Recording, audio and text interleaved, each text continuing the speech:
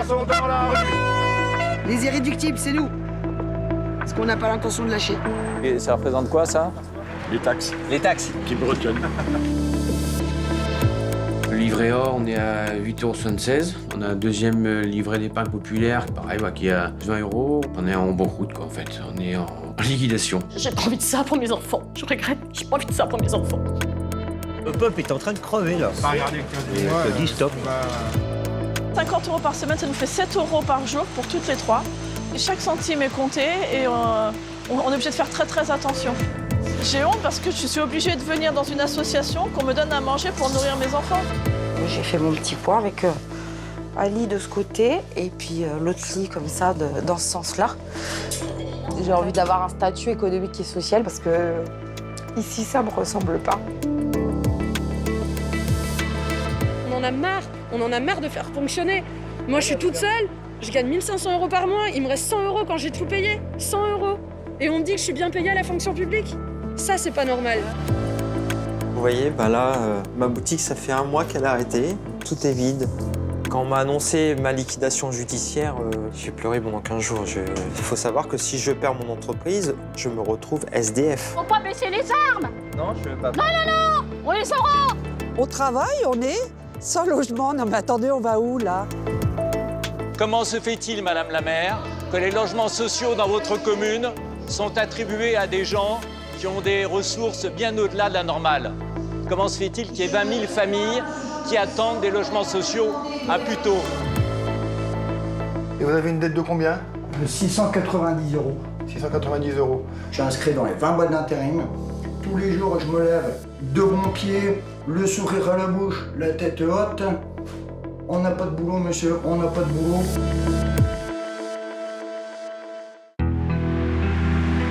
Mon enquête sur la colère des Français oubliés démarre dans le Loiret, au cœur de la France dite périphérique, loin des grandes villes, celles qui grondent.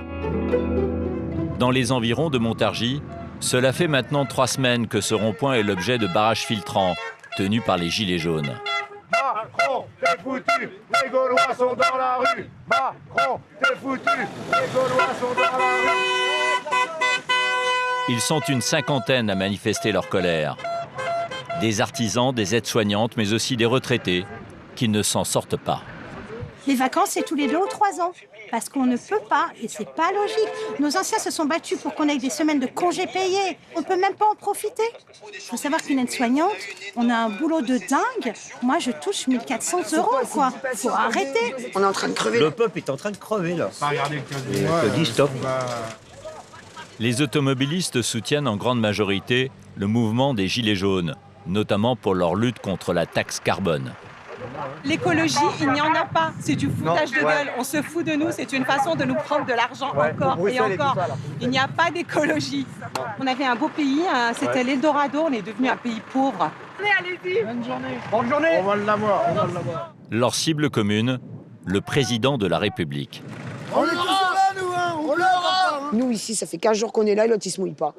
Il l'a dit lui-même, vous voulez un responsable, vous l'avez devant vous, venez me chercher. On va le chercher, il est pas là. Voilà. Il assume rien. Aurélie, 35 ans, est ambulancière. Malgré son travail et ses 3 enfants, elle vient tous les jours sur ce rond-point. Elle est bonne route. C'est quoi les ailes, là? Les petits Gaulois. Les irréductibles, c'est nous. Parce qu'on n'a pas l'intention de lâcher. Voilà. Aurélie tente même de rallier les policiers à sa cause. Moi, j'attends qu'une chose, c'est que vous nous rejoigniez. Mais il y a combien de policiers qui se suicident? Combien de personnes qui bougent de la police? Mais il n'y a pas que la police, il y a la gendarmerie, il y a tout le monde. Et on ne peut pas laisser faire un truc pareil. On a besoin de vous. C'est bien. Vous comprenez ce que je veux vous dire? Aurélie va passer le reste de l'après-midi sur ce rond-point. Petit papa Macron, arrête de prendre mon pognon pour le filer au grand patron. Je crois bien que tu me prends pour un con.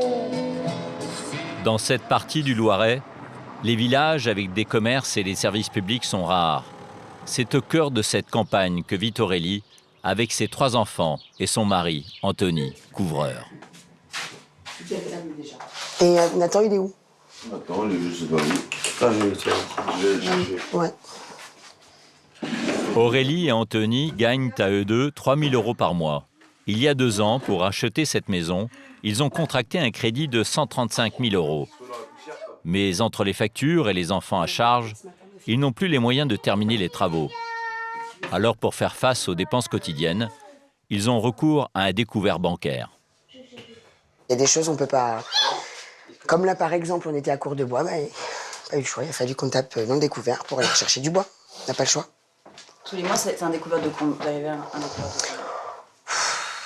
On peut très vite facile monter à 800 €. 800 €, 1000 €, ça peut arriver.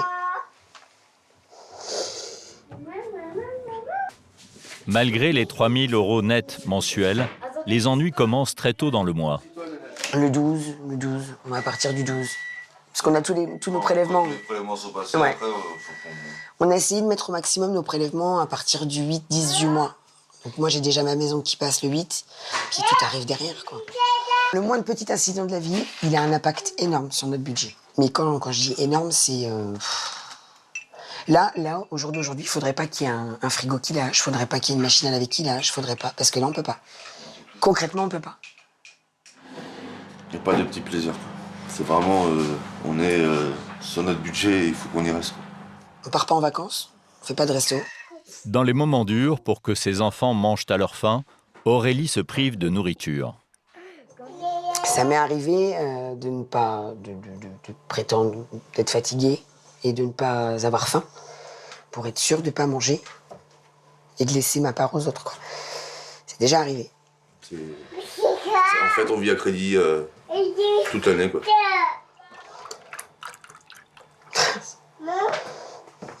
Tu veux quoi, des prinçoins, Paolé? Paolé, s'il te plaît. Léo, 13 ans, est conscient des efforts consentis par sa mère et son beau-père. Comment tu peux l'aider, ta famille? Bah, s'ils sont pas bien, déjà, essayer de leur remonter le moral. Essayer de leur remonter le moral. Bah, ça me touche. Ça me touche. Est-ce que tu as envie de gagner beaucoup d'argent plus tard pour partir en vacances? Moi, les vacances, c'est pas ce qui m'intéresse. C'est surtout subvenir aux besoins de ma famille et tout. Mais après, si on peut partir en vacances de temps en temps pour faire plaisir, oui. Oui, ça serait parfait, ça. On va mettre le manteau, Candice? On va chez Nounou? On va chez Nounou? Qu'est-ce qui nous fait tenir le coup? Eux. C'est aussi pour eux qu'on fait ça. On se dit que demain, ça sera une autre journée et que peut-être il y aura du positif. Il y en a forcément quand on se lève le matin et qu'elle nous sourit, qu'ils nous sourient. Enfin, ils nous donnent du baume au cœur. C'est eux qui nous reboostent pour la journée. Ce soir? C'est ça, j'ai l'école. Hein. C'est ça, j'ai l'école. Tu fais ton travail. Première étape dans la journée marathon d'Aurélie, déposer sa fille Candice chez la nounou. Il y a pourtant une crèche à Loris, le village voisin. J'ai demandé un dossier, c'est minimum 3 mois d'attente pour passer en commission. Et il n'y a pas suffisamment de place, quoi. Il n'y a pas suffisamment de place parce que, pour la bonne et simple raison, c'est que les enfants de Loris sont prioritaires. Tout simplement. Les enfants de Loris sont prioritaires. Moi, chez Nounou. Allez, ma crotte d'amour. Hop là. Hop là. Hop là. Bonjour, Nounou. Chaque mois, Aurélie verse un tiers de son salaire, soit 500 €, pour faire garder sa fille. Une fois les enfants déposés, Aurélie doit rejoindre son lieu de travail.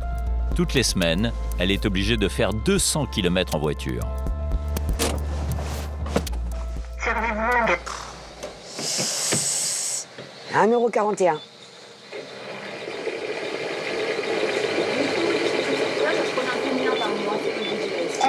Alors, si c'est juste pour ma voiture, on était à peu près à 280-300 € pour 4 semaines de travail. Juste pour le boulot. On ne parle pas des déplacements si on doit aller voir la famille ou quelque chose comme ça. Parce que là, c'est beaucoup plus. Et en termes de budget pour 2 personnes, ouais, ça tourne aux environs de 500 €. 27,34 € pour 19 litres. Ça fait très mal. Et bon, on n'a pas le choix. Il faut bien que nos véhicules soient remplis pour pouvoir aller au travail. C'est compliqué, mais... Après, on verra avec la banque s'il y a un souci. On verra avec la banque s'il y a un souci.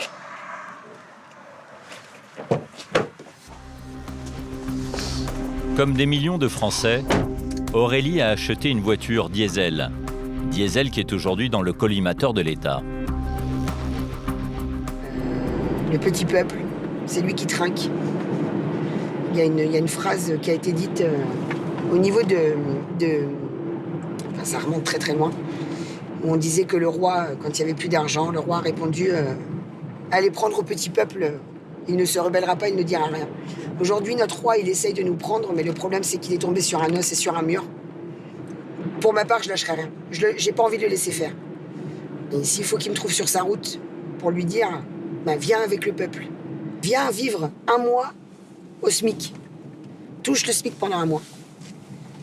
Comment ça va se passer ? Même lui, il va crever, c'est obligé. Il saura pas se sortir avec 1 500 €. S'il arrive à avoir 1 500 €, même avec 1 200 €, enfin... Voilà.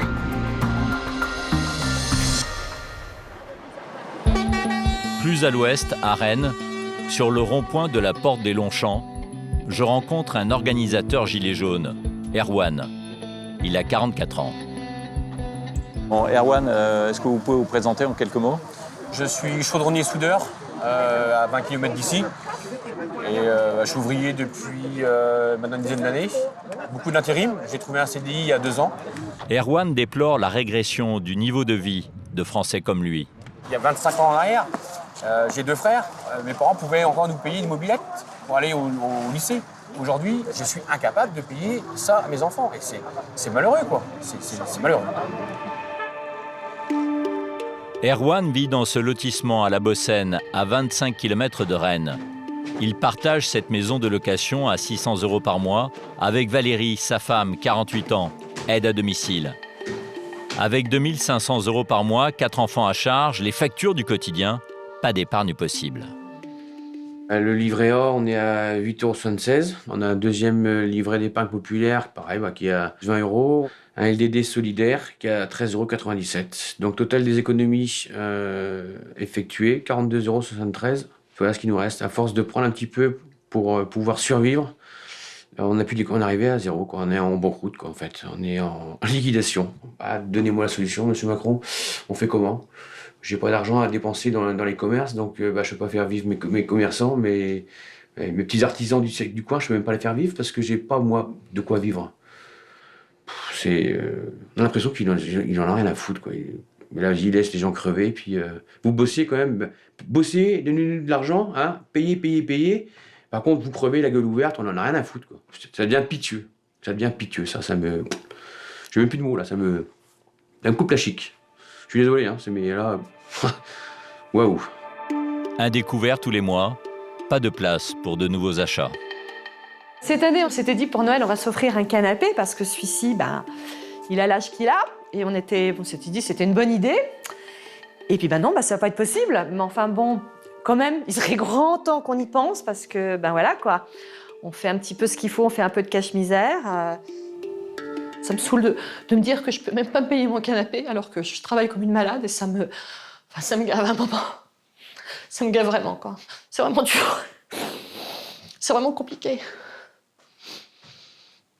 J'ai pas envie de ça pour mes enfants. Je regrette. J'ai pas envie de ça pour mes enfants. Je fais pas de ça pour eux. Nous, on va faire avec, mais je veux pas de ça pour eux. Je veux pas qu'ils commencent leur vie comme ça. J'ai envie d'autre chose pour eux, au moins pour eux.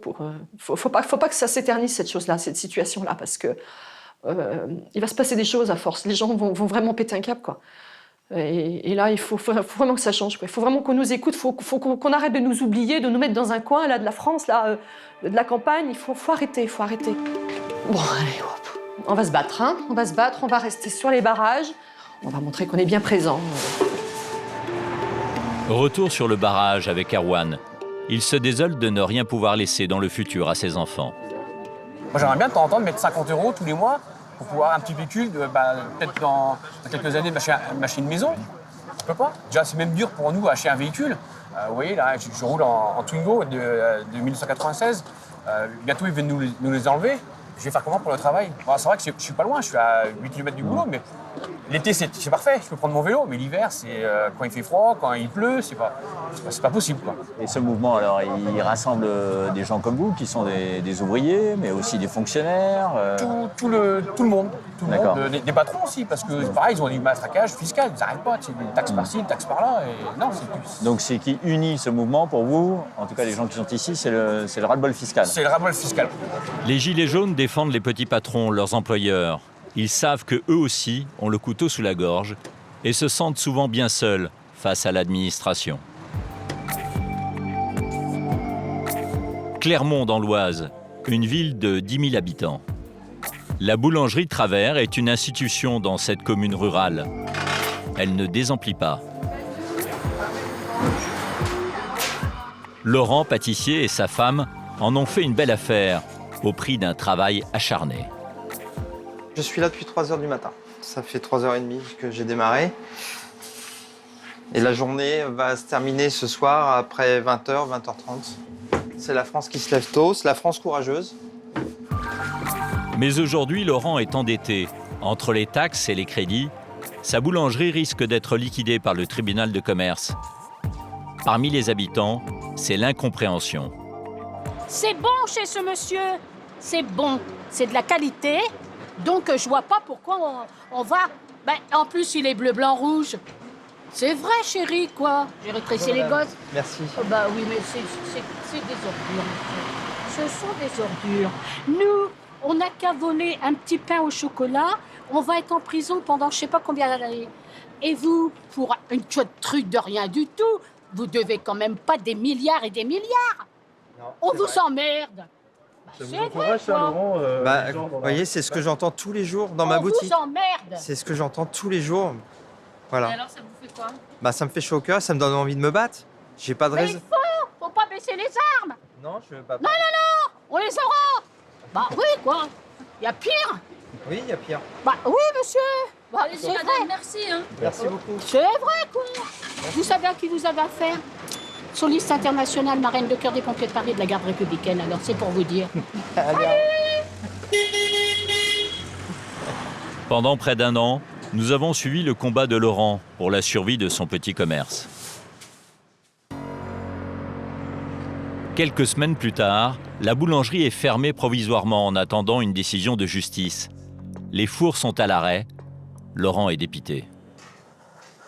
Alors vous voyez, là, ma boutique, ça fait 1 mois qu'elle a arrêté. Le temps s'est arrêté. Les vitrines de macarons sont vides, tout est vide. Laurent emploie 11 salariés. Mais comme beaucoup de petites entreprises, sa situation économique est fragile. Aujourd'hui, la conjoncture est tellement compliquée, les charges sont tellement importantes, on n'a plus le petit élastique entre les deux qui permet aussi de pouvoir compenser le faux pas, la petite dépense supplémentaire. Ça a des conséquences. Il faut savoir que moi, ça fait 2 ans que je ne me verse pas de salaire, quoi. Laurent accumule les dettes, notamment auprès de l'URSSAF. Mais le coup dur a été son divorce. Il a dû racheter à sa femme ses parts dans le fonds de commerce. Acculé, il a demandé à être placé en situation de redressement judiciaire. Mais au lieu de l'aider, le tribunal de commerce a prononcé la liquidation de la boulangerie. Quand on m'a annoncé ma liquidation judiciaire le 8 novembre, franchement, j'ai pleuré pendant 15 jours. J'ai pleuré pendant 15 jours. J'étais complètement perdu, j'étais anéanti. Et je trouve la décision de justice injuste. C'est une mise à mort sociale puisque on m'a, depuis la décision de justice, mes comptes en banque personnels sont arrêtés, sont bloqués. C'est-à-dire qu'aujourd'hui, je n'ai plus aucun chéquier, ni aucune carte bleue, je n'ai plus aucun moyen de paiement. Je vis dans la précarité puisque je n'ai plus les moyens aujourd'hui financiers de me payer à manger. faut savoir que si je perds mon entreprise, demain, je me retrouve SDF. Je n'ai pas droit au chômage, je n'ai droit à aucune aide. Laurent a fait appel de la décision du tribunal. Il propose un plan pour rembourser ses dettes et sauver son entreprise. Bien. Salut Bruno. Salut Laurent. Tu vas bien? Bien. Ouais. C'est Bruno qui l'a aidé à concocter ce plan. Il travaille pour SOS Entrepreneurs, une association qui vient en aide aux artisans en difficulté. De papier, tout ça. Et pour lui, la situation est loin d'être désespérée. Tu as baissé ta masse salariale de 22%. Laurent a également réduit les dépenses courantes de la boulangerie. Et ce qui permet de montrer au tribunal qu'effectivement, il y a vraiment matière à sauver cette entreprise aujourd'hui. Moi aussi, j'estime exactement la même chose, c'est qu'aujourd'hui, il est dommage de ne plus laisser continuer cette belle entreprise. Des histoires d'entrepreneurs liquidés qui sombrent dans la précarité, Bruno Delcamp en voit tous les jours.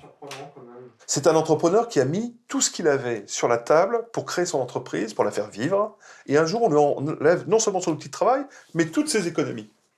Parce qu'on n'est pas dans le CAC 40, on est bien au niveau des petites entreprises en France, de PME, de TPE, où le chef d'entreprise y a tout mis. Donc le jour où il est liquidé, il n'a pas de fortune personnelle, ce serait trop beau, ce serait trop simple, il se retrouve à la rue. Le temps que le tribunal réexamine son dossier, Laurent espère obtenir un sursis. Et c'est aujourd'hui qu'il va savoir s'il peut rouvrir provisoirement sa boulangerie. Bonjour. Bonjour à tous. Pour les riverains, pour les commerçants de la rue, la fermeture de la boulangerie ne passe pas. On ne veut pas qu'il ferme. Pour nous, c'est catastrophique. Pour lui. Vous vous sentez concerné? Ah oui, tout à fait. Ah, c'est dingue. On a la chance d'avoir un centre-ville qui vit encore. C'est plus si fréquent. Et c'est dès que l'un de nous est touché, c'est embêtant. Bonjour, monsieur le maire. Ça va et vous? Bon alors, vous avez des nouvelles? On attend la décision de la justice dans la journée. Le maire de cette commune rurale, qui défend les petits commerces, estime que fermer la boulangerie est une aberration. Je ne comprends pas cette décision, une affaire qui marche, quelque chose qui fonctionne, dans une ville qui a besoin d'un commerce de proximité, eh bien, moi je ne comprends pas. Non. Voilà. Laurent attend d'une minute à l'autre l'appel de son avocate. C'est elle qui lui dira si oui ou non il peut redémarrer provisoirement. Je viens de recevoir l'ordonnance et on a obtenu la suspension. C'est positif? Oui, c'est positif. Oh, c'est génial. Donc voilà, je fais le nécessaire et puis je reviens vers vous rapidement, monsieur Travers. Je vous envoie la décision. Ok, merci, c'est génial. Merci. Bonne fin de journée, à bientôt. Merci, au revoir. Alors? Je suis super heureux. Je suis super heureux. Au moins c'est la justice, quoi. Ouais, c'est génial. C'est reparti. Ouais. Ça y est, je peux remettre en route. Je peux contacter tous mes fournisseurs, je peux contacter tout le monde en disant, voilà, ça y est, on redémarre. Laurent retrouve un peu espoir. Il a hâte d'annoncer la bonne nouvelle à ses employés. Bon, j'ai le tribunal, j'ai la réponse du tribunal. C'est une bonne nouvelle parce que vous avez échoué. Ouais, on continue.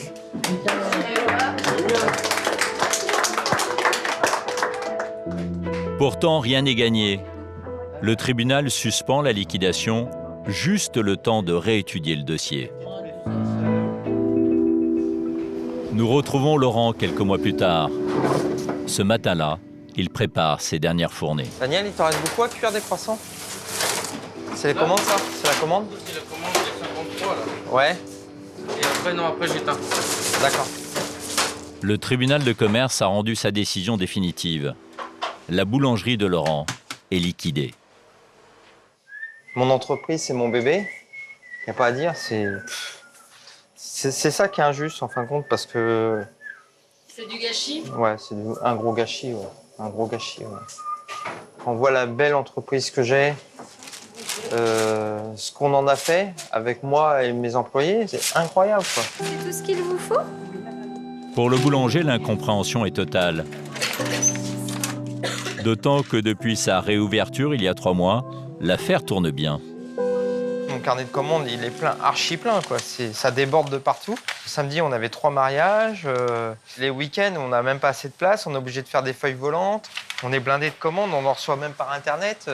C'est pas le carnet de commandes d'une entreprise qui est prête à fermer, en fin de compte. Le tribunal n'a pas tenu compte du plan de redressement proposé par Laurent. Il est arrivé trop tard sur le bureau des juges. La boulangerie va donc être mise en vente. Un mandataire de justice est chargé de trouver le futur acquéreur. Vous pensez qu'elle va intéresser des repreneurs? Oui, des repreneurs qui vont essayer de l'acheter au plus bas prix possible. C'est ça qui fait mal au ventre quand on voit les investissements qu'il y a eu pour l'acheter une bouchée de pain. Je sais que le mandataire a eu des propositions à 100 000 euros, 105 000 euros. Enfin voilà, c'est complètement dément, quoi. Alors qu'elle est estimée en valeur normale à combien? Si je la vendais aujourd'hui au cours du marché, on serait vendu à entre 90 et 95% du chiffre. Ce qui veut dire? Dans les 600 000 euros. Quelques jours plus tard, le destin de Laurent est scellé. Le tribunal de commerce a reçu 3 offres, autour de 300 000 euros chacune. Il lui restera 250 000 euros de dettes à rembourser. Seule solution pour l'ancien patron, s'inscrire au RSA et à 50 ans, se mettre à chercher du travail. Voilà, ça y est, c'est fini. Là. 13 ans de ma vie qui se terminent. C'est fini. Voilà, je ferme la porte pour la dernière fois. Le sort de Laurent est celui que connaissent de nombreux petits patrons en France. Plus des 3/4 des sociétés placées en redressement judiciaire sont liquidées dans l'année. Laurent fait partie des millions de travailleurs pauvres de notre pays. Ces hommes et ces femmes qui pour beaucoup soutiennent le mouvement des Gilets jaunes. Sur ces barrages, j'ai aussi rencontré des mères courage qui se battent pour concilier travail et vie de famille. Une équation presque impossible à résoudre quand on est maman solo. Un choix cornélien entre travail et garde d'enfants qui plonge certaines de ces femmes dans la précarité.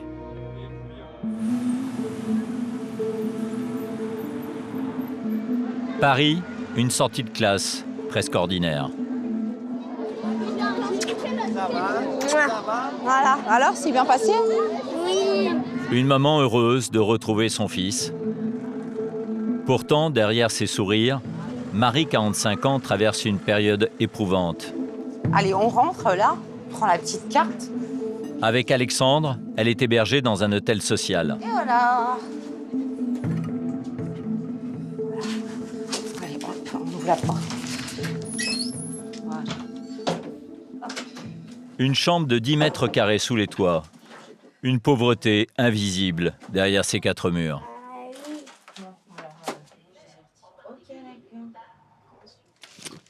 Tout qui est tombé là. Ah, c'est pas évident, hein, quand c'est petit comme ça, on a un peu du mal. Hein. Il y a un coin pour les jouets, un coin pour le cartable, un coin pour le sac de maman, la trottinette.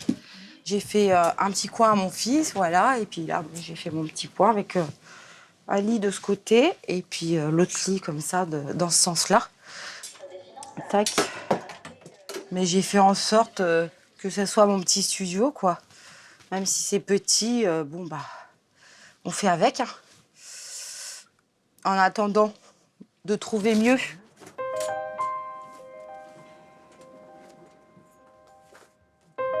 Ancienne hôtesse de l'air au chômage depuis 4 ans, Marie ne touche que 500 € par mois et elle ne perçoit pas de pension alimentaire. Sans famille pour l'aider, Marie se retrouve avec Alexandre, 9 ans, à la rue en janvier dernier. Elle finit par obtenir un hébergement d'urgence à 1 000 € par mois, pris en charge par la mairie de Paris. Le fait de te retrouver à la rue, ça m'a fragilisée. C'était en plein hiver en plus. Et donc du coup, on croise des gens dans la rue, on se met en fait à se dire, bah tiens, tu vas finir comme le vieux clochard là, à l'autobus. Et tu te dis, mais c'est pas possible quoi. Aujourd'hui, que l'on soit salarié, artisan ou même cadre, Personne n'est à l'abri d'une descente aux enfers comme celle de Marie. J'ai envie d'avoir un statut économique et social pour avoir un chez-soi, continuer à être comme avant, en fait. Voilà. J'ai envie d'être comme avant. Parce que ici, ça me ressemble pas.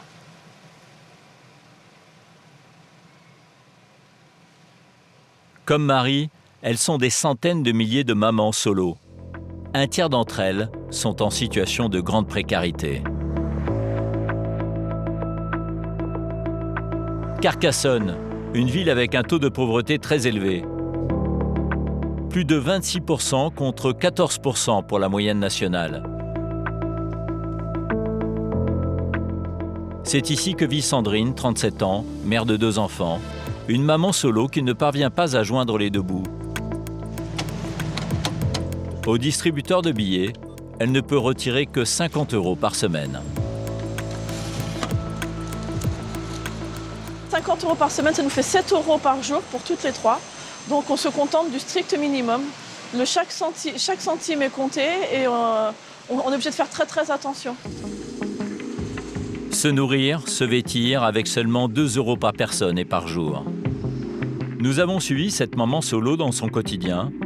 Un travail à temps plein entre la garde des enfants, la gestion de la maison et le casse-tête administratif. Un véritable parcours du combattant. Et cela commence par l'alimentation.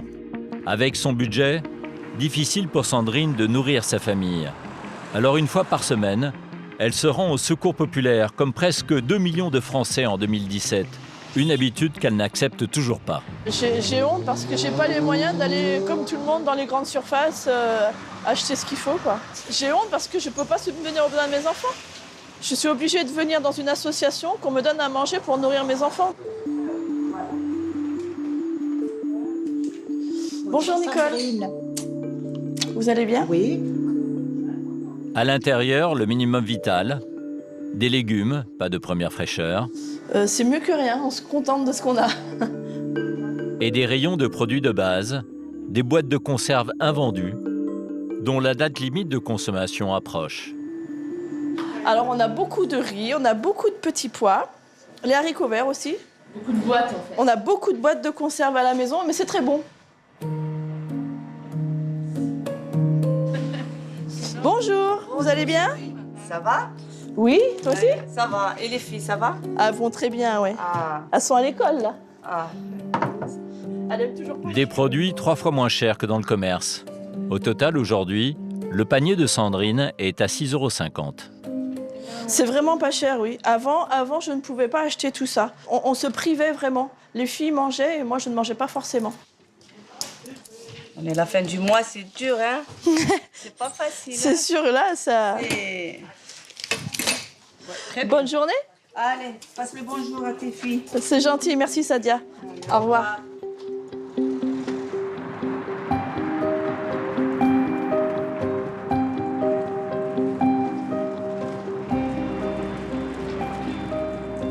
Alors les filles, qu'est-ce que vous faites?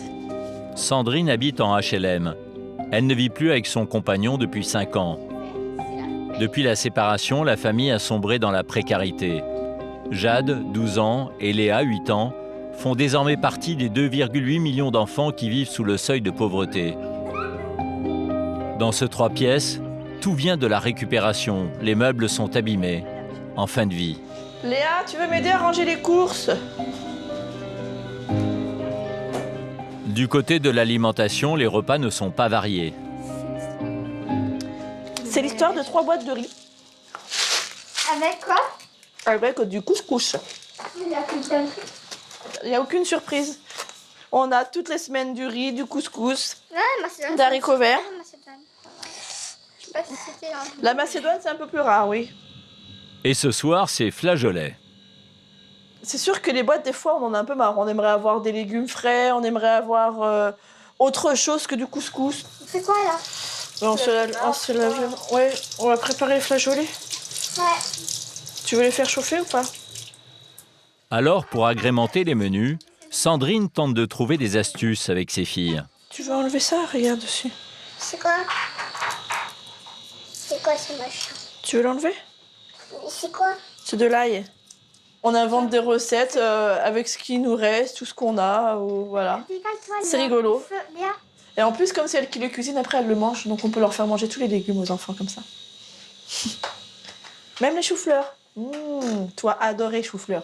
Et le chou-fleur, adoré toi. Moi, pas adoré chou-fleur. Ah bon? Go, go, go, gadgeto!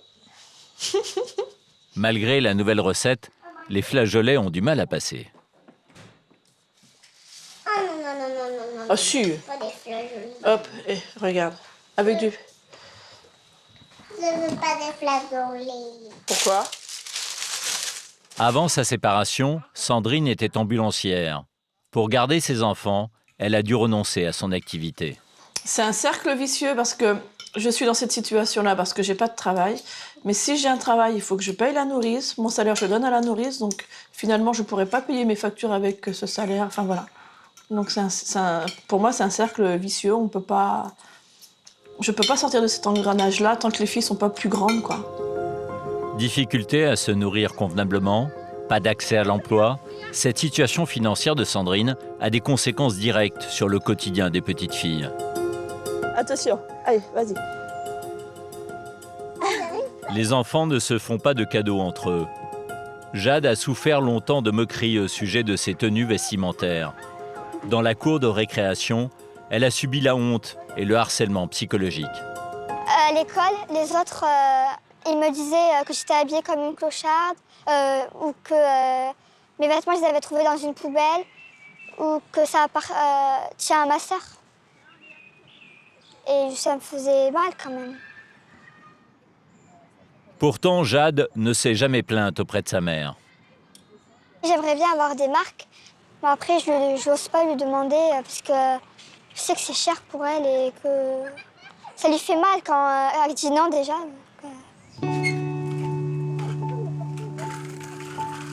Pour Sandrine, c'est l'heure des comptes. Il y a l'EDF. Donc l'EDF, c'est, je m'en souviens pas, c'est augmenté, 83,88 €. Alors il y a les assurances. Ensuite il y a la cantine. J'ai oublié le téléphone. La cantine, c'est 123,40 € par mois. Après, il y a un découvert à la banque aussi, auquel il faut faire attention. Donc là, ça fait 448,09 €. Voilà. Donc là, il reste 193,95 €. Pour vivre, Sandrine touche une ASS, une allocation de solidarité spécifique. Donc ce mois-ci, c'est 510,88 €. Ah, vous connaissez au centime près? Bien sûr, parce que plusieurs centimes font 1 €.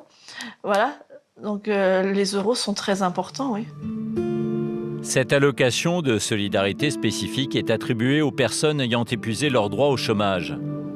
Sandrine perçoit aussi 130 € d'allocation familiale. En réalité, elle a droit à plus, mais personne ne l'en a informée. Nous la retrouvons 2 mois plus tard. Et la surprise, la CAF lui verse 2 allocations supplémentaires. J'ai eu un petit complément par rapport à la pension alimentaire que le papa ne paye pas. Depuis 2 mois maintenant, je touche l'allocation de soutien familial pour la pension alimentaire que le papa ne paye pas et 208,94 € de RSA. Là, depuis 2 mois qu'on touche ça, on souffle vraiment, quoi. Donc j'ai pu faire plaisir à mes enfants pendant l'été. Donc c'est une erreur, visiblement, que vous ne l'ayez pas touché avant? Tout à fait, oui. Ah, oui. Parce que j'avais fait la demande, mais j'essuyais toujours des refus. Et là, ma situation n'a pas changé, et comme par hasard, c'est un oui, quoi. Sandrine est complètement perdue dans ce maquis des aides sociales. Et il y a de quoi avoir les nerfs à vif. Je suis un peu énervée, oui, parce que si on ne vient pas toujours pleurer ici nos droits, et ben, du coup, on ne les a pas. Aurait-elle pu toucher cette allocation plus tôt, ce qui lui aurait permis d'éviter de se priver de nourriture certains jours? Sandrine va demander des explications à la CAF et nous l'accompagnons en caméra cachée. À l'approche de son passage, la colère laisse place à la honte. Je réclame pas parce que moi je préférerais travailler et tu vois, j'ai l'impression de vraiment vivre sur la société, quoi, tu vois. Donc s'il me dit j'ai pas le droit, ben merci, au revoir, quoi. En fait, cette situation-là, c'est de ma faute, quoi. Si je travaillais et tout, ben je serais pas dans cette situation-là. C'est ce que je me dis, tu vois. 114, c'est nous. Sandrine veut comprendre pourquoi elle n'a pas reçu plus tôt cette allocation de soutien familial. Ça fait 5 ans, madame, que je suis séparée du papa et que je devrais la toucher. Ça fait 5 ans que je la demande. Là, elle est automatique pendant 4 mois. Et après, il faut en faire la demande. Moi, je ne peux pas vous expliquer pourquoi avant, vous n'avez jamais fait de demande. Avant, j'ai toujours demandé, madame. Mais ça a toujours été des refus. Ma situation n'a pas changé. Et là, je verse une pension alimentaire. le papa, non, toujours pas. Alors, il faut que je fasse combien de demandes par an ou par mois ou... Je ne sais pas comment ça se passe. Sandrine n'y comprend rien. L'agent semble dépassé et finit par lui proposer un rendez-vous avec un spécialiste cette fois. Moi, vous aurez vraiment tous les éléments. Et après, est-ce que c'est rétroactif ou pas? Parce que du coup, ça fait 5 ans que... Ça, il faut leur demander. Ah, moi, je peux pas. Vous savez pas m'avancer là-dessus. D'accord, très bien. Sandrine va devoir patienter encore, tout en restant dans l'incertitude. On galère vraiment.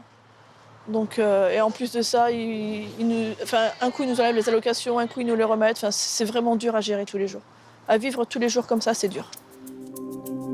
Les aides sociales en France, un maquis, un système tellement complexe que de nombreux bénéficiaires potentiels renoncent à les demander. Cela représente une économie de 10 milliards d'euros par an pour l'État. Pour accompagner les parents solos dans la jungle des démarches administratives et dans leur combat judiciaire face à des ex-compagnons qui ne payent pas de pension, Christine Kelly a créé l'association Cas d'urgence. Non, les filles, vous restez pas derrière, vous êtes devant et vous accueillez tout le monde. Dès que les personnes sont là, donnez-leur des infos, etc. Chaque année, au jardin d'acclimatation à Neuilly-sur-Seine, elle organise une journée pour les familles monoparentales. 6000 personnes sont attendues aujourd'hui. À l'intérieur, la possibilité de consulter gratuitement des notaires ou des avocats. Il est beaucoup question d'argent car après une séparation, les parents solos sont confrontés à une perte de revenus. Une des premières difficultés, c'est que les hommes qui partent ne payent pas les pensions alimentaires, pour la plupart en tout cas. Quel est le pourcentage exact? Selon les chiffres du Haut Conseil de la Famille, 40% des pensions alimentaires fixées par les tribunaux, en fonction des moyens du conjoint, ne sont pas payées. Et c'est là où ça commence à être embêtant. Et ça me révolte. Il faut qu'à un moment, on puisse se rendre compte qu'il y a un enfant derrière qui a faim. Comment ça se fait qu'aujourd'hui, je rencontre des femmes qui travaillent, elles ont 1 200 € par mois. Et elles me disent, Madame Kelly, le 5 du mois, je donne du pain et du beurre à manger à mon enfant. J'en ai des frissons, hein. Je peux pleurer en plus, pardon. Je t'assure, elles me font pleurer. Elles sont dignes, elles ont un salaire. Et elles pleurent et elles me disent, mais Madame Kelly, je ne sais pas comment faire. Garder mon enfant ou travailler. Aller travailler, je n'ai pas d'argent. Faire garder mon enfant, ça prend tout mon argent. Comment je fais? Qu'est-ce que vous réclamez du gouvernement pour solutionner ce problème, pour éviter ce drame?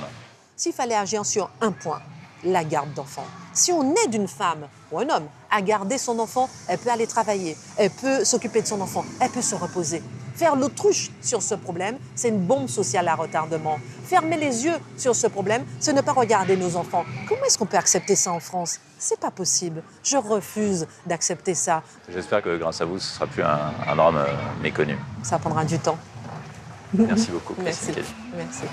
Merci beaucoup. À bientôt. À bientôt. Merci. Maman solo, petit patron. Les Gilets jaunes comptent aussi dans leur rang des fonctionnaires, comme cette femme que j'ai interviewée samedi dernier à Paris. On en a marre de faire fonctionner. Moi, je suis toute seule, je gagne 1 500 € par mois, il me reste 100 € quand j'ai tout payé. 100 €. Et on me dit que je suis bien payée à la fonction publique. Ça, c'est pas normal. Et ils veulent dézinguer notre statut. 1 500 € par mois, c'est 1 500 € net? Oui. D'accord. Oui. Vous payez de l'impôt sur le revenu? Oui. Et cette année, j'ai payé 1 880 €, alors que je gagne 1 546 € par mois. Parce que vous êtes célibataire. Voilà, c'est ça qui se passe. Précisément. Très ému. Ouais. Des fonctionnaires qui disent ne pas pouvoir vivre correctement avec ce qu'ils touchent à la fin du mois. J'en ai rencontré beaucoup chez les Gilets jaunes. À Rennes, sur ce rond-point, Jean est mobilisé depuis le début du mouvement. Ça représente quoi, ça? Les taxes. Les taxes? Qui me retiennent. Ah oui, vous n'avez pas une vie facile, vous? Non, je voudrais vous pris la gorge. Oui, d'accord. Quel est votre métier? Moi, je suis fonctionnaire.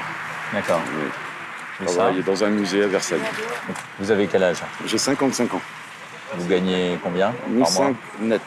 1 500 net. Ouais. Après combien d'années de métier? 30 ans. 30 ans de fonction publique territoriale. Oui, j'habite à Rennes et je vais travailler à Paris. D'accord. Donc c'est pour ça que les taxes m'égorgent. Le fait de faire 800 km par semaine pour juste le travail, je suis vraiment étranglé. C'est plus possible de fonctionner comme ça. Je ne peux pas prendre un appartement parce que les appartements en région parisienne, c'est hors de prix. La vie est beaucoup plus chère qu'à la campagne, ou même un peu plus loin que la région parisienne. C'est plus possible, c'est pas possible que je survive comme ça. Vous rentrez pas tous les soirs vers Rennes?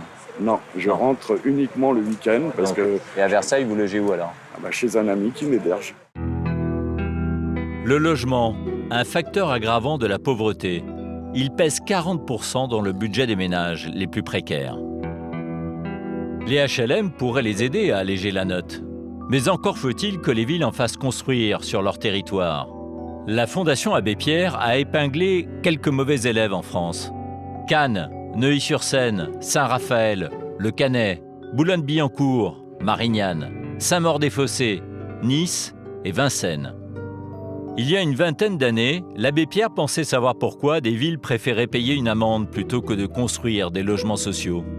La ville bourgeoise s'affiche pas mal de payer une amende qui est presque dérisoire pour ne pas voir des enfants de familles modestes fréquenter la même école que leurs enfants.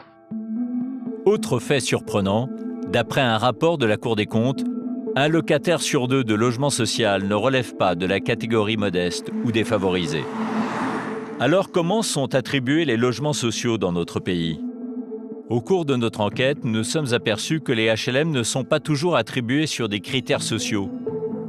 Dans certaines communes, les pauvres sont parfois écartés du système.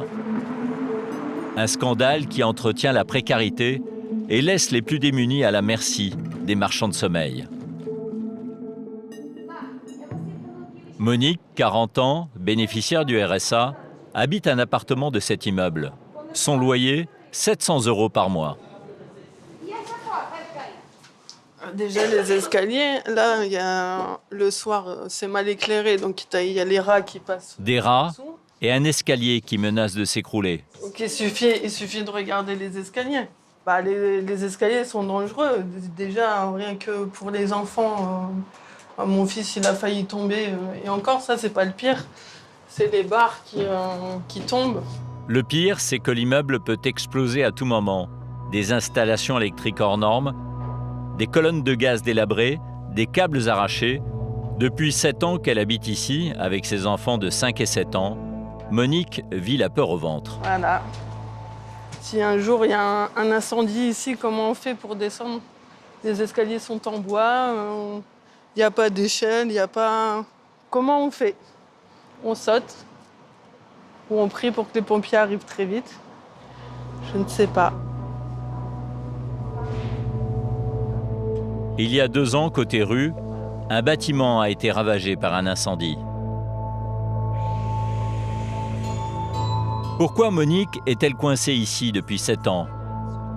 Y aurait-il un dysfonctionnement dans l'attribution des logements sociaux de sa ville? Sa ville, c'est plutôt une des communes les plus riches de France. Sa manne financière, ce sont les sièges sociaux de la Défense. Ils rapportent 90 millions d'euros de recettes fiscales par an. Puteaux, c'est aussi le paradis du logement social. Ici, près d'un appartement sur 3 est un HLM. Mais ces logements ne seraient pas toujours attribués aux plus pauvres comme Monique. Elle est pourtant prioritaire avec son dossier DALO, droit au logement opposable. Mais à l'office HLM, on lui répond toujours la même chose, avec des arguments étonnants. On me dit, vous travaillez pas, et ci, et ça. La HLM, c'est fait pour quel genre de personnes, en fait? Des personnes comme moi, on les enfonce plutôt que de les élever pour avoir un logement normal, pour vivre comme tout le monde.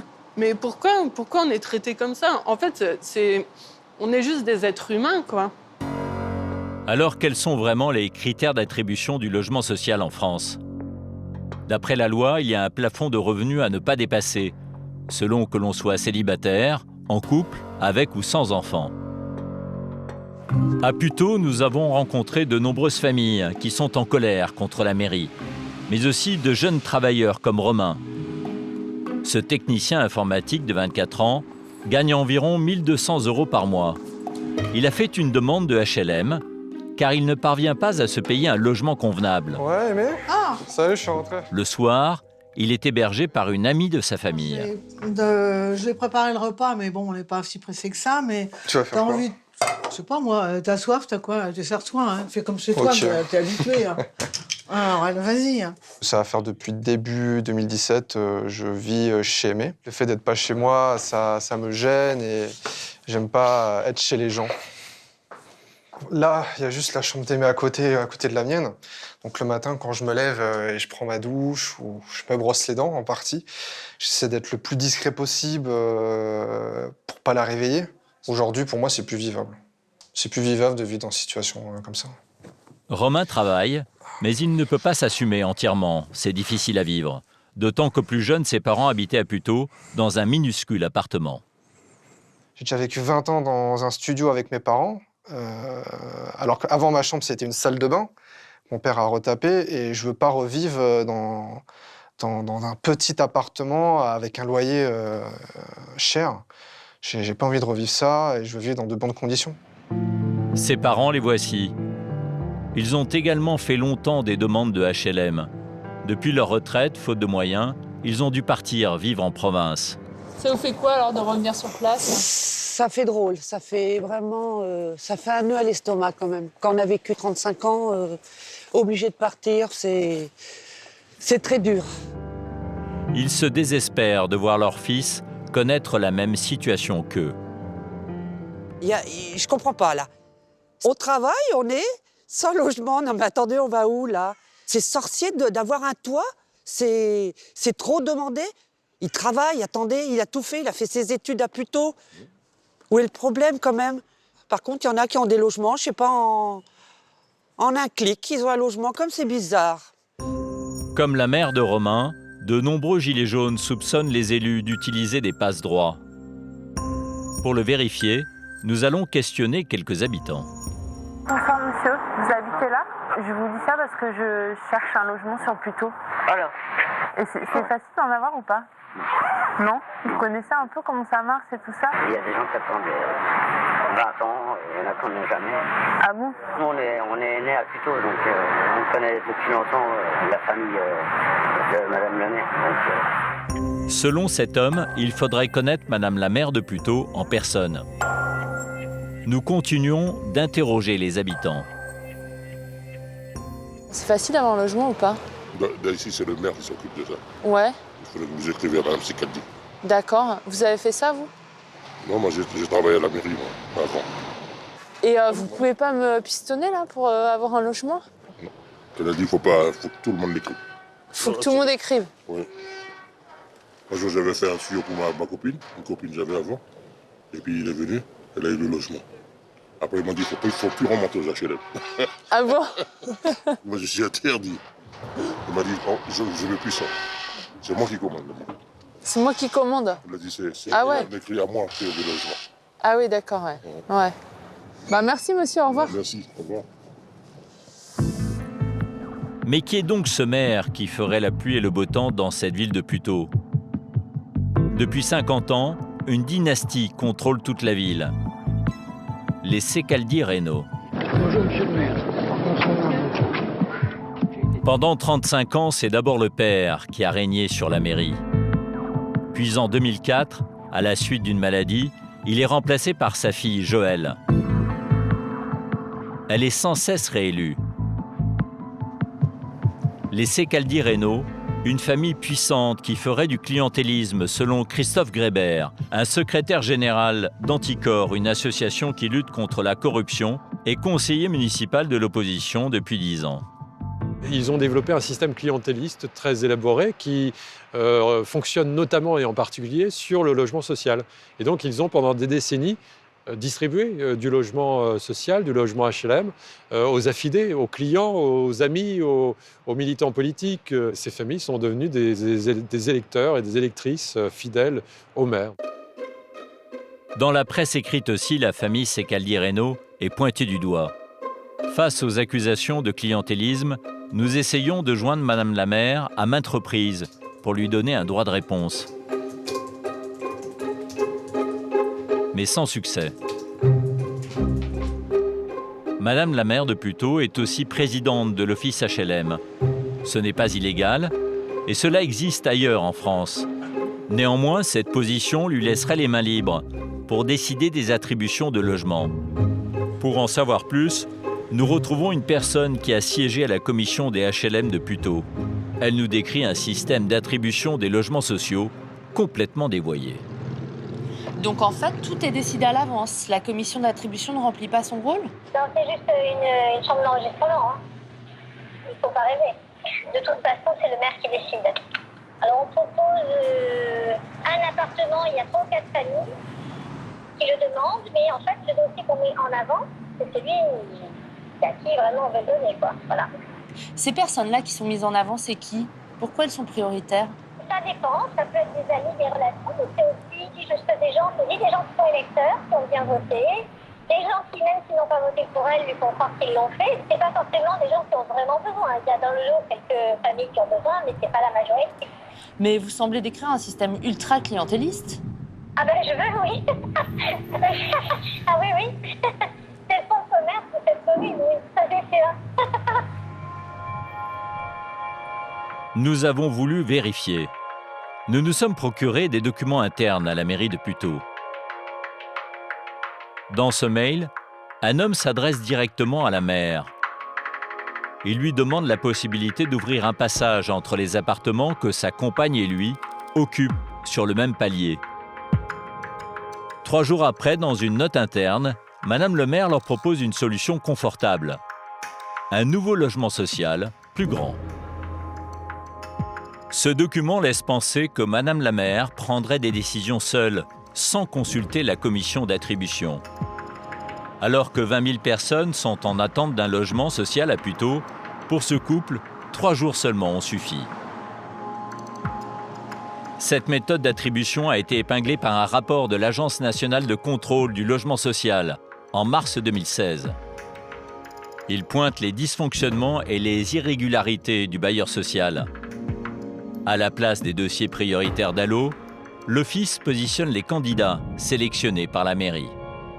Pour ces irrégularités, l'Office HLM de Puteaux a été condamné à verser une amende de 80 000 € en 2016. Christophe Grébert va plus loin. Depuis 2011, il dénonce une étrange coïncidence. À l'époque, sur son blog, il dévoile que la moitié des élus de la majorité de la ville occupent un logement social. J'ai constaté que beaucoup d'entre eux avaient des situations professionnelles très correctes et que pour eux, le logement HLM n'était pas une nécessité. Pour eux, c'est plutôt un gain de pouvoir d'achat. Qu'en est-il en 2018 ? D'après nos sources, 6 adjoints au maire sur 12 seraient aujourd'hui logés en HLM. Et l'un de ces adjoints au maire vivrait dans cette résidence HLM, cossue, au jardin soigné. Nous l'appellerons Monsieur Y. En plus d'être adjoint au maire, Monsieur Y est haut fonctionnaire et gagnerait donc plus de 8 000 € par mois. Nous allons vérifier sur place, photo à l'appui, en interrogeant les habitants. Bonjour monsieur. Bonjour. Vous connaissez monsieur... C'est mon voisin depuis 10 ans, on va dire. Monsieur Y habite bien dans cet immeuble. Vous payez combien pour quelle superficie ici? Nous, on a 4 pièces de 77 mètres carrés. Certes, comme je vous dis, on ne paye pas grand-chose, on paye 850 €. Le prix du loyer annoncé par cet habitant paraît en effet très intéressant. D'après l'article 442 du Code de la construction et de l'habitation, Monsieur Y ne devrait pas avoir accès à ce logement car ses revenus dépassent de 150 % le plafond des revenus correspondant aux critères d'attribution de logements sociaux. En revanche, si la personne est âgée de 65 ans, la loi n'interdit pas l'accès à ce logement social. Ça tombe bien pour Monsieur Y, il vient d'avoir 66 ans en 2018. Il aurait donc profité d'un logement social de manière indue pendant plusieurs années, mais aujourd'hui, il a le droit d'y résider. Pour avoir des explications, nous contactons à nouveau Madame la maire. Nous envoyons plusieurs mails, la relançons par téléphone, en vain. Nous décidons d'aller la rencontrer dans son fief. Cela tombe bien car une réunion publique se tient à la mairie de Puteaux. La salle est remplie d'administrés. Il y a Madame la maire, entourée de ses adjoints. Monsieur Y est bien là. Et un autre monsieur, Monsieur X, qui, vous allez le voir, bénéficierait également d'un HLM. C'est l'occasion d'obtenir des explications. Bonjour Madame la maire, mon nom est Bernard de la Villardière, je suis journaliste à M6. Je fais une enquête sur la précarité et la gestion des logements sociaux. Et ce qui fait que je suis venu ici, j'ai appelé votre cabinet à plusieurs reprises. Joëlle Secaldi-Reynaud semble dérangée par ma présence. Elle fait mine de ne pas m'entendre. J'ai choisi de venir à cette réunion publique pour vous demander de bien vouloir répondre à mes questions. Je fais une enquête sur la gestion des logements sociaux à Puteaux et vous refusez de répondre à mes questions et je ne trouve pas ça normal. Elle refuse clairement de nous répondre. Comment se fait-il, Madame la maire, que les logements sociaux dans votre commune sont attribués à des gens qui ont des ressources bien au-delà de la normale? Comment se fait-il qu'il y ait 20 000 familles qui attendent des logements sociaux à Puteaux? Notre équipe attend la fin de la réunion de quartier pour aller l'interroger, mais là encore, elle refuse tout débat. Très bien, monsieur. Merci. Si vous pouviez vous pousser, s'il vous plaît, parce que moi, je ne peux pas agir comme ça. On va se mettre dans une autre salle. Pour toutes les questions personnelles, vous venez dans la salle avec. Nous tentons d'approcher Monsieur X, l'un des adjoints qui bénéficierait d'un HLM. Monsieur, on s'intéresse au logement social. Madame la maire, qui refuse de nous répondre, Monsieur X, qui prend la fuite, n'aurait-il pas quelque chose à cacher? Pour vérifier si Monsieur X est bien locataire d'un appartement HLM, nous allons sur place. Madame, vous connaissez monsieur? Ça ne dit rien du tout. Monsieur, il habite là. Peut-être que je le connais de vue, mais je ne sais pas qui c'est monsieur. Ah bon, d'accord. On a sa photo d'ailleurs. Voilà. Ouais. Vous le connaissez, donc il habite bien là? Ouais, d'accord. Il est à quel étage? Ça, je l'ignore, madame. Mais Monsieur X est également propriétaire de logements privés. Nous nous sommes procurés les actes de propriété de ces biens. L'un acheté plus de 60 000 €, l'autre acquis pour 110 000 €. Quant au dernier, il l'a revendu il y a 2 ans au prix de 228 000 €. Et ce n'est pas illégal. En France, dans certains cas, on peut être locataire en HLM et propriétaire dans le parc privé. Des attributions controversées, des propriétaires de logements privés qui vivent en HLM et des personnes démunies, écartées du logement social. Puteaux n'est pas un cas unique en France. Depuis 30 ans, de nombreuses personnalités politiques de tous bords ont été mises en cause dans des affaires de ce genre. Dans les Hauts-de-France, les Gilets jaunes sont également mobilisés. C'est la 2e région la plus pauvre de notre pays. Lors de mon enquête auprès des Français oubliés, une étude de l'INSEE m'interpelle. Quand on est pauvre, on vit moins vieux que quand on est riche. Dans le Nord où je me rends, les hommes et les femmes ont une espérance de vie inférieure de 2 ans à la moyenne nationale. À savoir 77 ans pour les hommes et 83 ans pour les femmes. J'ai rendez-vous à Denain, ancienne capitale du charbon et de l'acier, asphyxiée par la crise économique des années 80. Sidérurgie, textile, tout a été emporté par l'effet de la mondialisation, provoquant une vague massive de licenciements. Ça ferme, c'est triste, c'est malheureux, et c'est même malheureux pour nos jeunes, ils n'auront plus de travail dans la région. Denain ne s'en est jamais remis. Aujourd'hui, il ne reste que d'anciens hangars désaffectés et le sentiment d'avoir été laissé pour compte. Beaucoup de commerces sont fermés, le centre-ville est déserté. La ville a perdu en quelques décennies près d'1 tiers de ses habitants. Sa population aujourd'hui s'élève à 20 000 personnes à peine. Ici, près d'1 habitant sur 2 vit sous le seuil de pauvreté. Le docteur Bock a choisi de s'installer à Denain pour prendre soin de cette population malmenée par la vie. Il se rend régulièrement au domicile de ses patients avec sa stagiaire. Donc là, on part pour la visite médicale? Oui, tout à fait. Donc on va voir 2 fois par quelques patients. semaine, hein, c'est ça? 2 fois par semaine, le mardi matin D'accord. et le jeudi matin. C'est important d'aller chez les patients? C'est extrêmement important. Ça nous permet de voir dans quel milieu ils vivent et comment évolue leur pathologie. Et ça nous permet de voir avec les services sociaux s'il y a des soucis particuliers. On peut mettre en place des plans de prise en charge.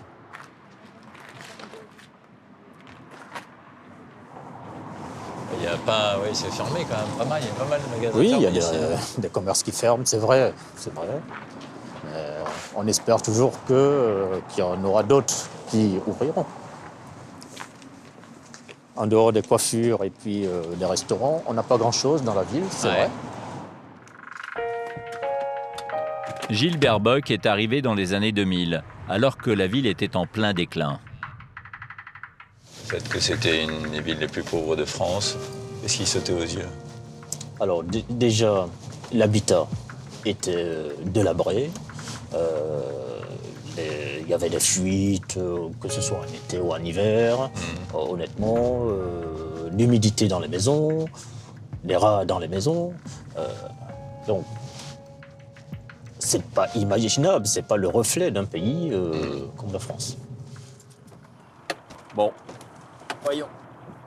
Nous arrivons chez le premier patient.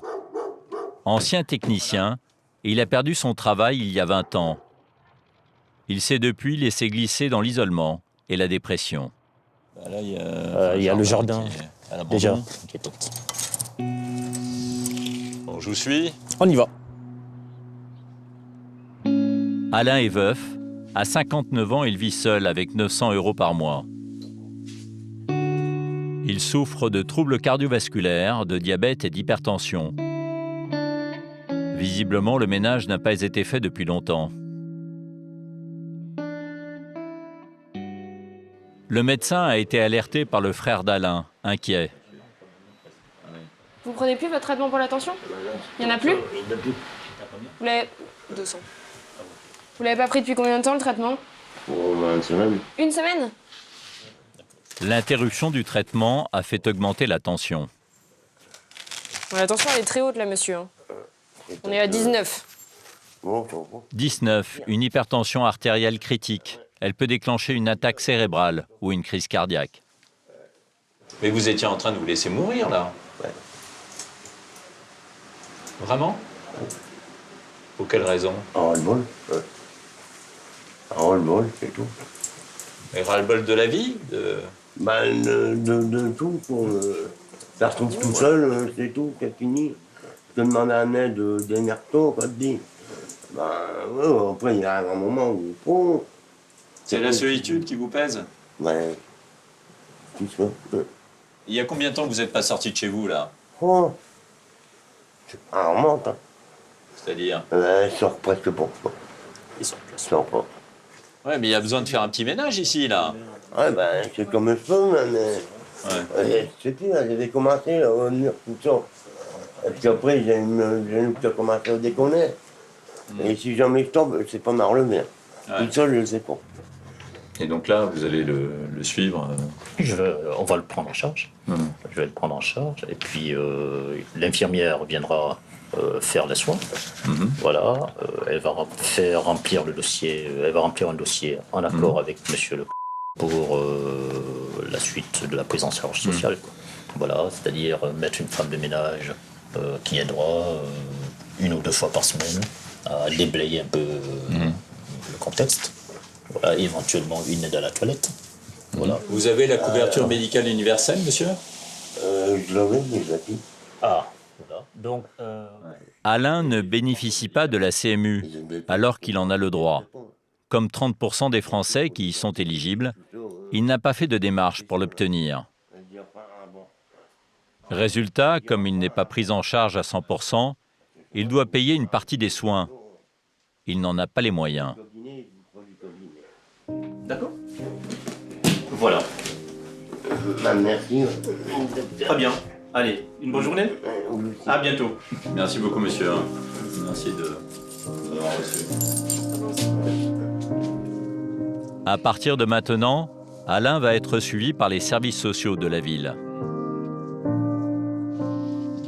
vous tombez quand même dans des situations de pauvreté ou de déshérence ou de dépression. Enfin, parce que cet homme, il ne se soigne plus, il se laisse aller en fait. Il se laisse complètement aller. Donc la pauvreté est là, ce qui engendre quoi? La dépression, l'isolement, et qui détériore la santé. Voilà. Quand on est rentré, vous avez senti l'odeur. Voilà, ça veut dire qu'il y a un problème d'humidité. Avec l'humidité, ça aggrave son problème pulmonaire. C'est le cercle vicieux. Tout à fait. Une descente aux enfers, quoi. Comment Alain peut-il se retrouver dans cette situation à la fois de précarité et d'isolement? Les voisins, quand ils voient ça, ils pourraient quand même alerter. Naturellement. Donc, on a l'impression de vivre un tout petit peu, chacun dans son coin, alors qu'on devrait vivre dans une société. Quand on vit dans une société, on a aussi le devoir d'assistance, d'alerter. Devoir d'assistance, absolument. Voilà. Cet homme, il a une détresse, mourir, en fait. Voilà, il se laisse mourir. Donc, qu'est-ce qu'on fait, quoi? Les chômeurs longue durée ne sont pas les seuls à vivre parfois dans l'angoisse et la solitude.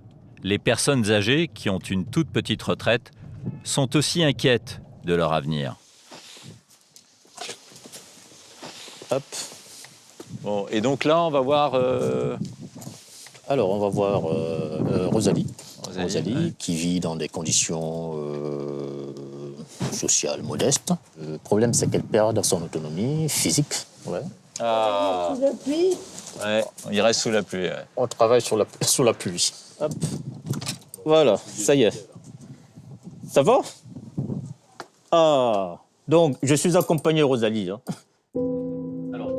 Rosalie vit seule. Elle est veuve depuis 17 ans. Elle souffre de problèmes cardiaques et de troubles respiratoires. Vous avez eu une maladie pulmonaire? Je sais pas. Pulmonaire, cardiaque. Et pulmonaire. Vous voyez le petit truc que vous voyez le bidule là. Le bidule là que vous prenez. Alors. Mais le docteur Mboc a bien travaillé quand on vous voit là. S'il vous soigne depuis 17 ans, je vous trouve... Je l'aime bien. Je le trouve dans une mais forme... je n'en veux pas d'autres. On n'en voulait pas d'autres, ouais. Non, je n'aime pas ces remplaçants. Rosalie est en très mauvaise santé, alors le docteur Bock essaie de la convaincre de s'installer chez ses enfants. Pour l'instant, je suis encore en forme. Ah ben voilà, donc vous êtes en forme, vous serez en sécurité chez vos enfants. Je préfère rester chez moi. Oui, mais bon. Et ne pas embêter mes enfants. D'accord, donc. Ma maison de retraite, vous savez combien ça coûte? C'est assez cher, je suis d'accord. C'est pas avec 1000 en retraite que j'ai par mois. C'est mes filles qui seront obligées de payer. Parce que c'est combien la maison de retraite tous les mois? L'infirmière qui vient tous les matins, elle me dit qu'elle paye 2005 pour sa grand-mère tous les mois. Comment voulez-vous que j'arrive, moi? Mais vous pouvez demander une aide complémentaire de l'État. Ouais, mais pas assez. Vous savez, mon mari a travaillé 48 ans pour avoir la petite retraite que j'ai. Et en plus, c'est parce que j'ai travaillé à l'hôpital. J'ai une petite retraite, ils appellent pas ça une retraite, c'est une rente. C'est pour ça que ça fait un petit peu grossir. Ça, c'est votre mariage? Ouais. Qu'est-ce que vous êtes belle. Vous êtes magnifique. C'est vous qui le dites. Mais si, vous êtes magnifique. Et il est beau, votre mari aussi. Ouais. Et je l'aimais bien, mon mari. Sauf Ouais, que je lui reprochais sa jalousie. Je comprends, et il était amoureux, puis il a épousé une très jolie femme. C'est toujours périlleux d'épouser une très jolie femme. Jaloux, très jaloux. Ah oui? Vous n'aviez pas de robe blanche, en fait? Ah non. Et je l'aurais mérité. Pourquoi? Vous n'aviez pas les moyens de vous offrir une robe blanche, en fait? Ah c'est ça? non. Malgré sa volonté de rester chez elle, Rosalie va rejoindre ses enfants dans quelques semaines. À bientôt. À bientôt. À bientôt. Allez, au revoir. Je voudrais la voir.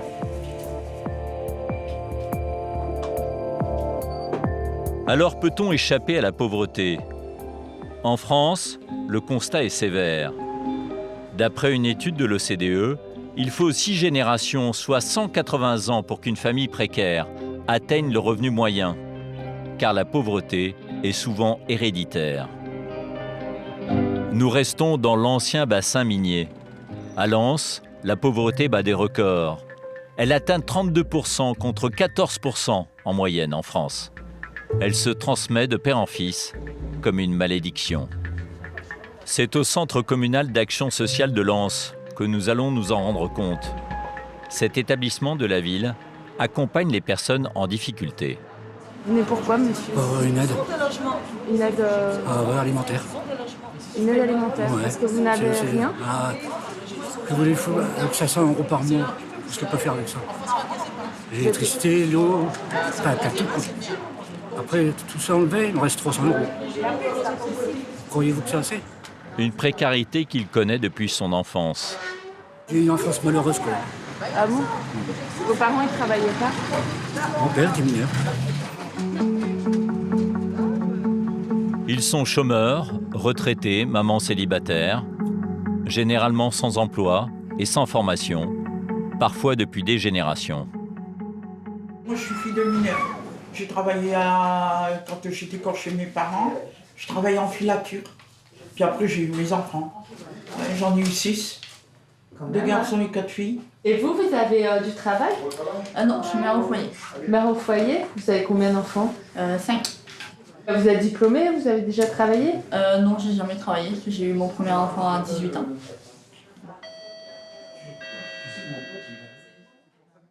Toute la matinée, la salle d'attente du CCAS ne désemplit pas.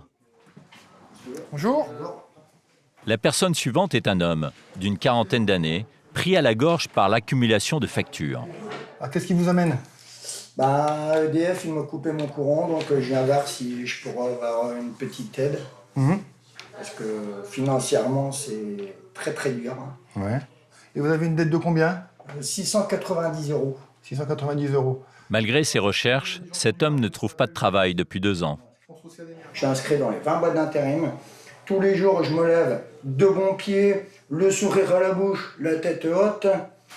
On n'a pas de boulot, monsieur, on n'a pas de boulot. Dès qu'on aura du boulot, on vous préviendra. Mon papa m'a toujours dit, tu sais gamin, si tu veux trouver du boulot, faut pas rester chez toi. Faut y aller, faut foncer, faut bouger, faut en vouloir. Et votre papa, il était dans quelle situation? Moi, il était maçon toute sa vie. Moi, mes parents, ils m'ont appris le métier. Et après, j'ai appris sur le tas petit à petit. Moi, je suis arrivé dans l'entreprise il y a 20 ans en arrière.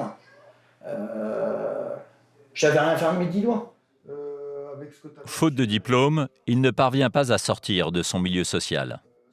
Il a vécu dans une famille qui, certes, travaillait, mais qui n'était pas en capacité de lui donner plus que le minimum, c'est-à-dire le gîte et le couvert. Le schéma se reproduit de génération en génération. Est-on condamné à l'échec scolaire quand on est pauvre? Dans cette famille qui soutient les Gilets jaunes, on est bien décidé à briser cette malédiction. Georges, 43 ans, est ouvrier comme son père et son grand-père.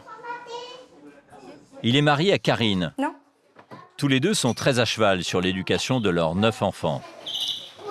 Cette mère au foyer souhaite par-dessus tout qu'ils réussissent leur scolarité. Vu que là, t'as mis moteur. T'as mis moteur, t'as pas mis non. Oh. Ah, c'est à corriger alors. Non, j'ai corrigé. Si, j'ai 2 mots. Un enfant qui a envie de faire des études, je pense qu'il faut l'encourager, il faut le coacher pour dire que voilà, qu'il fasse vraiment ce qu'il a envie de faire, quoi. Sur le carnet de correspondance de Marie, 14 ans, élève de 3e, les notations des professeurs sont dithyrambiques. Élève qui participe active au cours, à l'attitude très positive. Participation à la semaine des maths, voilà. Donc c'est ce que j'ai signé. Marie travaille dur pour avoir de bons résultats. Elle ne veut pas avoir le même parcours que ses parents. Elle n'a pas envie de galérer dans le sens où elle voit que son père va travailler par n'importe quel temps et qu'il est dehors par n'importe quel temps et que voilà, on est obligé de prendre un métier manuel quand on n'a pas beaucoup de diplômes et que voilà, on commence manœuvre et peut-être qu'elle, en ayant des diplômes, elle aura un métier où elle sera beaucoup moins fatiguée ou voilà quoi. Peut-être un poste à plus de responsabilités, mais beaucoup moins physique, etc. Ce sera mieux. Marie a une idée très claire du métier qu'elle souhaite exercer plus tard. Dans sa chambre, une représentation de New York, où elle rêve de travailler plus tard. Quand je regarde le tableau, je me dis que oui, je me vois là-bas avec mon cabinet, ma plaque, ma tenue d'avocate et mes clients. Je me dis, enfin, tes parents, ils n'ont pas eu la chance de vouloir faire ce qu'eux, ils ont voulu faire, bah, donne-toi les moyens pour toi y arriver et faire le métier que tu veux. Tu peux venir de n'importe où, de n'importe quel milieu social. Si tu veux, tu peux et tu t'en donnes les moyens. Et pour atteindre son objectif, Marie a un appui de taille à Lens. Elle peut compter sur le soutien du collège Jean Zay, un collège appartenant à un réseau d'éducation prioritaire renforcé. Situé entre les cités HLM et les maisons ouvrières, 70% des élèves sont boursiers. Ils viennent de milieux défavorisés. L'objectif de l'équipe pédagogique, en découdre avec l'échec scolaire. Bonjour. Bonjour, doucement, bonjour. Dans ce collège, le principal, Emmanuel Lesage, et son équipe prennent les choses très au sérieux. On sort bien les carnets de correspondance, s'il vous plaît. Bonjour, jeunes gens. Doucement. Les carnets de correspondance, c'est en fait la carte d'identité de l'élève quand il rentre dans l'établissement, donc pour les raisons de sécurité d'une part. Et ça permet également donc d'avoir l'emploi du temps des élèves, donc connaître précisément l'heure à laquelle ils commencent, l'heure à laquelle ils terminent, pour permettre aux assistants d'éducation de les laisser sortir de l'établissement en fonction de leur emploi du temps. Marie et les 674 autres élèves sont suivis de très près. Allez, rangez-vous. On se dépêche. Où est-ce que vous allez, là, toutes les trois? Stop. Le principal et son équipe pédagogique luttent contre un fléau, l'absentéisme. Chaque matin, après l'appel en classe, les professeurs transmettent les absences à Madame Duriez, la conseillère principale d'éducation. Grâce à un logiciel, elle voit en temps réel les informations sur les élèves. Si tout le monde a fait son appel, nous avons 40 élèves absents. Donc là, tous ceux qui sont en violet avec le petit A, c'est des motifs non connus pour l'instant. Égard à ceux qui sont en retard ou absents sans motif. Ici, l'équipe est très réactive. Les familles sont immédiatement contactées par les surveillants. D'accord, ok, je comprends. Ok, c'est pour ça. D'accord, merci beaucoup. Bonne journée, au revoir. Bon, c'est un retard. Alors, il est encore sur la route ou... Là, il serait devant le portail, d'après son papa. On va aller le chercher. Et ce garçon va regretter son retard. Je dis, t'as déjà beaucoup d'absence. Si c'est pour en plus chercher ton carnet... Hé, je te parle. Tu sais combien t'as demi-journée d'absence pour ce moitié de trimestre, cette moitié de trimestre? T'as une idée? Si, je suis partie voir vite fait sur Internet. Alors, combien t'en as? Je sais pas, je connais seulement les heures. Parce que je crois que j'ai plus de 30, comme ça. Une trentaine d'heures d'absence? C'est beaucoup, hein, quand même, hein, après 1 mois et demi de rentrée. Dans ce collège, quand l'élève dépasse les limites, il est convoqué avec ses parents par toute l'équipe pédagogique pour régler le problème. Grâce à cette méthode, on a réussi depuis 4 ans à faire tomber l'absentéisme de 13,5 à 8%. Bonjour à tous. L'équipe pédagogique se bat aussi contre les inégalités sociales. Elle fait prendre conscience aux élèves, issus pour la plupart de milieux défavorisés, qu'ils peuvent eux aussi accéder aux études supérieures. Des élèves qui vont participer toute l'année à des ateliers en partenariat avec de grandes écoles. Vous êtes dans un parcours d'excellence. On a l'option Sciences Po, donc avec le partenariat avec Sciences Po Lille. On a les ateliers sciences, notamment avec la faculté des sciences Perrin. Ces parcours d'excellence visent à briser l'hérédité scolaire. Aujourd'hui en France, dans l'enseignement supérieur, seul un étudiant sur 10 est un enfant d'ouvrier.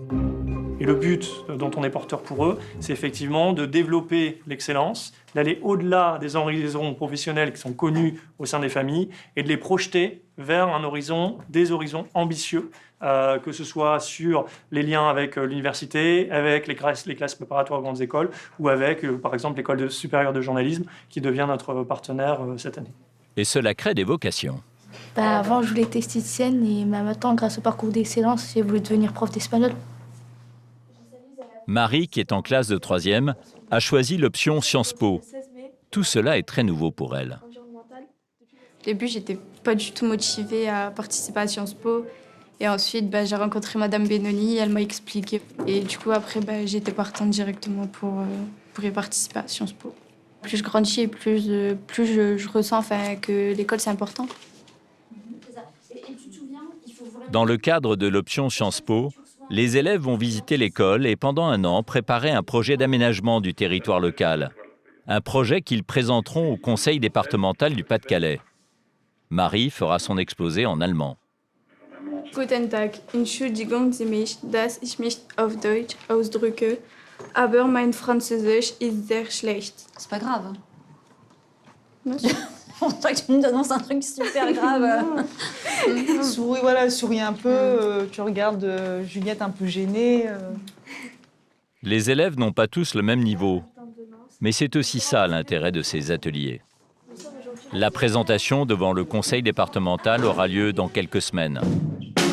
Les parcours d'excellence proposés à l'école sont variés. Certains des élèves deviendront peut-être musiciens. C'est le conservatoire local qui met à disposition ces instruments. D'autres seront peut-être experts scientifiques en criminologie. Alors t'es sur quel indice là? Pendant un an, ils vont découvrir le métier avec leurs professeurs. Voilà, ce qui est intéressant, par exemple, sur les enquêtes criminelles, c'est de pouvoir aller à la faculté, rencontrer les scientifiques qui travaillent sur ces indices éventuellement. Et quand on voit leurs réactions, leurs sourires et les choses qu'ils peuvent découvrir, forcément, ça nous motive d'autant plus pour continuer et pour chercher à leur faire découvrir de plus en plus de choses. Si le dispositif fonctionne, c'est grâce à une équipe d'enseignants motivés et rémunérés. 192,60 € de primes par mois. Effectivement, quand on parle avec des collègues des autres établissements, ils n'ont pas les moyens dont on dispose ici. Est-ce qu'on pourrait travailler de la même manière ailleurs? Pas sûr. L'État, il met aussi des moyens dans des REP+, qu'il ne met pas ailleurs. On met les moyens parce qu'il y a des besoins. À Arras, quelques semaines plus tard, pour Marie et ses camarades du parcours Sciences Po, c'est le grand jour. Ils viennent présenter leur projet d'aménagement du territoire devant le conseil départemental. Le texte, tu le sais. Emmanuel Lesage, le principal, rassure ses troupes. Forcément, tu te le récites. Tu te mets de la pression, du coup, tu as l'impression de plus le savoir. Mais dans les faits, tu le sais. Tu le sais et tu le connais par cœur. Tu maîtrises, on connaît le sérieux qui est le tien, on connaît ton degré d'investissement. Donc voilà. Malgré le trac et les trous de mémoire, les élèves ne lâchent rien. Mesdames, Messieurs, je voulais... Man muss unterstreichen, dass die Stadt sich besonders für erneuerbare Energie und eine ambitiöse Politik der Mobilität ihrer... Le collège Jean Zay est applaudi et obtient la mention bien. Marie et ses camarades ont réussi leur pari. Vous pouvez être vraiment fiers de ce que vous avez fait. Et tout le monde, hein, et là, on voit là. Encore une fois, vous êtes une équipe. Et on a bien vu le travail d'équipe. Félicitations à vous. Et très bien pour les quiz également. Retour à la maison avec fierté. Pour couronner le tout, Marie passe en seconde générale pour le plus grand bonheur de Georges, son papa. Papa, il faudrait ta signature, s'il te plaît. Pour voir si t'es favorable ou pas pour que j'aille en seconde générale. Non, ça, je sais pas, je vais réfléchir. T'es sûr? T'es marrant. C'est dur. Georges, là, vous faites quoi là de signer ce document? Vous êtes content? Ah ouais, très fier. Ouais, de voir mes enfants qui progressent, c'est magnifique. Là, vous pensez quoi d'ailleurs de ce collège? Bien, impeccable. Ah ouais, il pousse énorme, ouais. C'est bête qu'ils n'ont pas fait ça avant. Moi, j'aurais pu évoluer, moi aussi. Je serais pas petit ouvrier dans le travaux publics. Quoi.